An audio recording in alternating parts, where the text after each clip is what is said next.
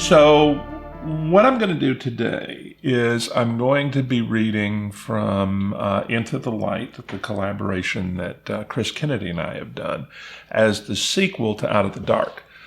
This one isn't out yet.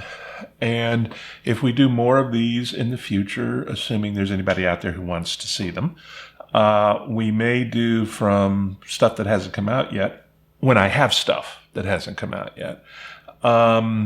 Or we may do from existing books. I may read from like one of the Honor Harringtons or one of the Safehold books or whatever.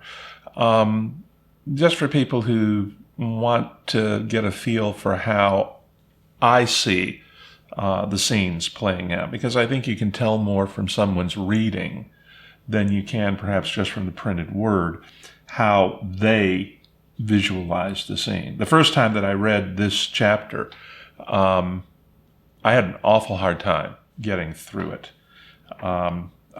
This is the one that I think I was talking about before that I wrote, but I don't remember writing. Okay. And I do remember doing some editing on it, but I don't remember actually writing the chapter. And I use voice recognition software. I use Dragon when I write.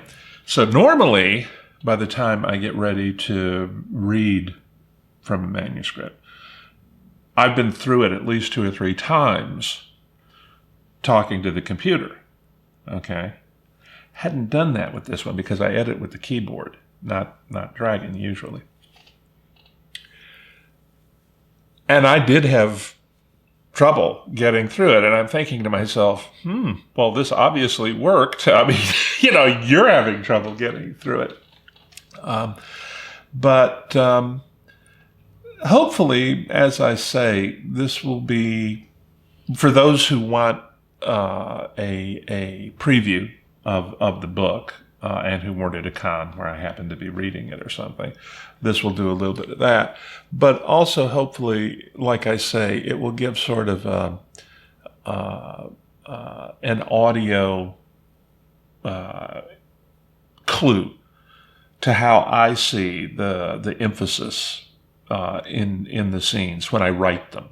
Okay, because frequently readers, I try to give cues with punctuation, with italicization, but there's always that little disconnect when it's through the printed page, or in an audiobook through a reader other than the author, because the reader other than the author may have picked up on different nuances in it and emphasized them accordingly. Anyway, so this is from the beginning of Into the Light, which, as I say, is the sequel to Out of the Dark.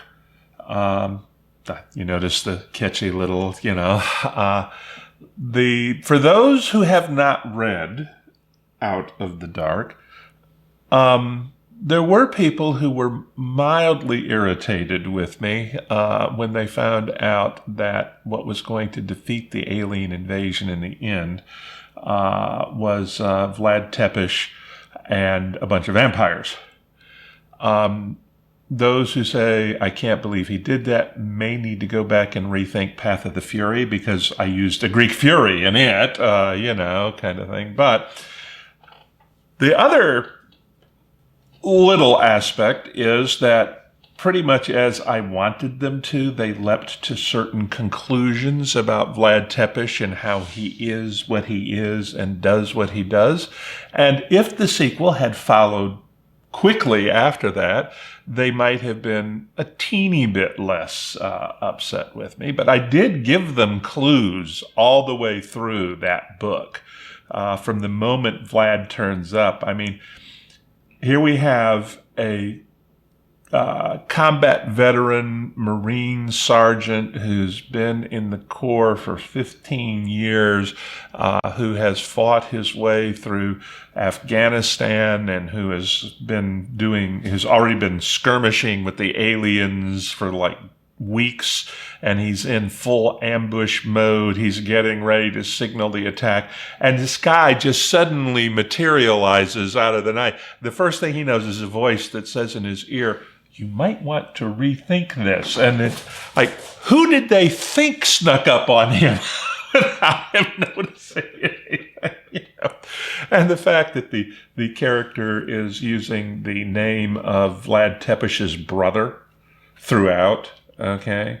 And my favorite scene in that entire book, really, in many respects, is Buchevsky, the U.S. Marine, is drinking beer, and they hear wolves howling up in the hills above the villages in Transylvania that they have come to help protect.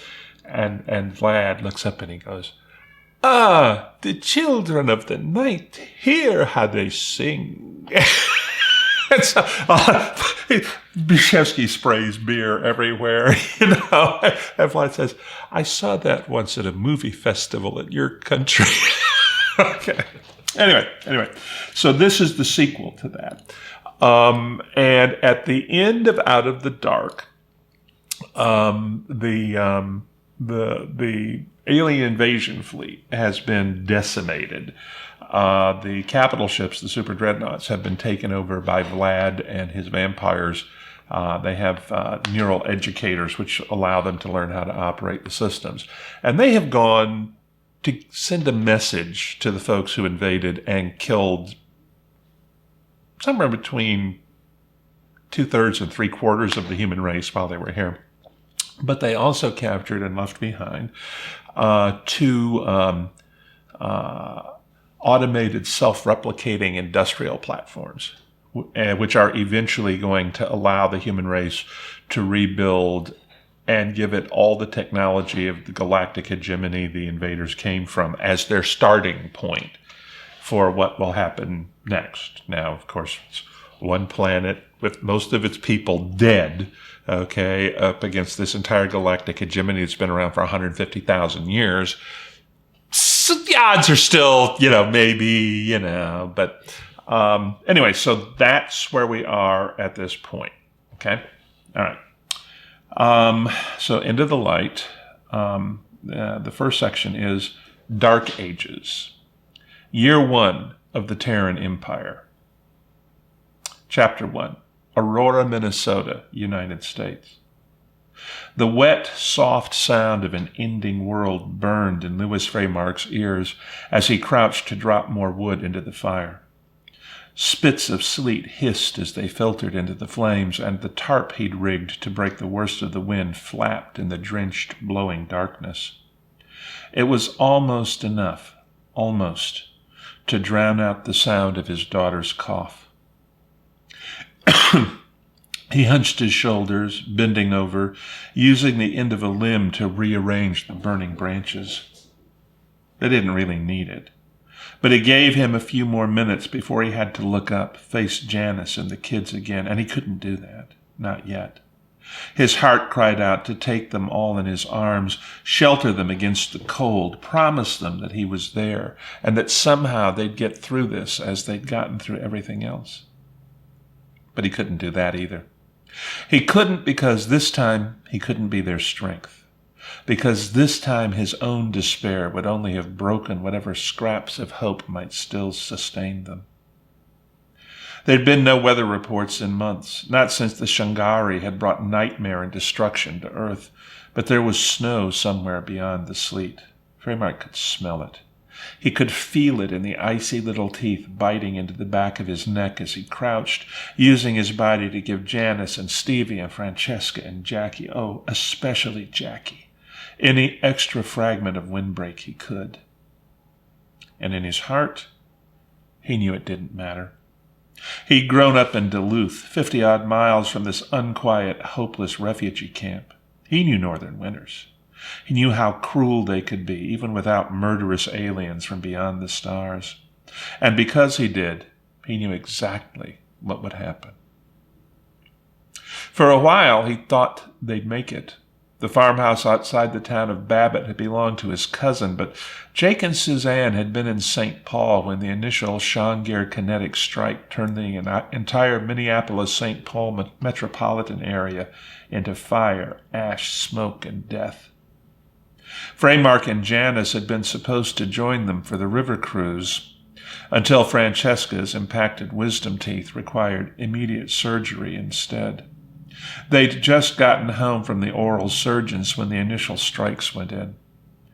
Minneapolis-St. Paul hadn't died alone. Washington, Los Angeles, San Francisco, Denver, Spokane, London, Paris, Berlin, Moscow, Ottawa. The dirge of murdered cities had rolled like the fanfare of apocalypse, and the unending list had only grown and grown in the months since. There'd been fresh reports almost daily, at least until the internet, the communication satellites, even the emergency band radios had gone down. Duluth had been destroyed 2 months after Minneapolis-St. Paul in one of the Shangharis' reprisal strikes. Freymark didn't have a clue what the reprisal had been for. It didn't matter. Not really. Not beside the death toll which had swept across his country and his world like some black, bottomless tide. Yet he and Janice and the kids had been safe. They'd loaded up the SUV, headed north for sleepy little Babbitt, where there was nothing for the invaders to waste their kinetic bombardments upon, where they'd known that Jake and Suzanne's farmhouse would stand empty. Indeed, his greatest fear had been that they'd find someone else already squatting on the family farm, but civilization hadn't gone into the crapper that quickly. Not then. Jacqueline coughed wetly behind him again, and he clenched his jaw tighter, feeling the cold closing in, staring into the flames as they crackled against the hateful dark. Jake and Suzanne's family garden had helped a lot over the summer, and he and Janice had preserved what they could. Neither of them had known a thing about canning, but they dragged out Suzanne's canning supplies, chased down instructions on the internet, and printed them out while they still had electricity, and before the puppies took out the net. And they'd managed to put up a lot of food. Or it had seemed like a lot, just looking at it in the pantry, until he thought about feeding a family of 7 through a Minnesota winter. Yet they could have made it. He knew they could have. Babbitt was still a functional town. Its mayor and city council had managed somehow to hold their community together, and if they hadn't been delighted to see strangers, neither had they tried to turn them away. Besides, he hadn't been a stranger, not really, and Douglas and Carla Jackson had spoken for them. Carla had been Suzanne's sister, and Freymark had known her since he was 9, visiting his aunt and uncles in Babbitt, and they'd helped the Freymarks settle in at the farm. And there was still deer to eke out their food supplies, and there were always fish in Birch Lake. And so he'd been able to tell himself that whatever happened to the rest of the world, his family would make it.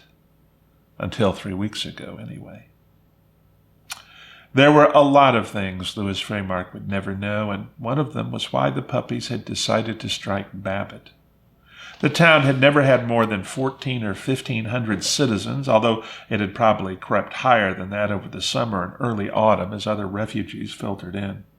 How it could have posed any kind of threat to star-traveling aliens was more than he could imagine.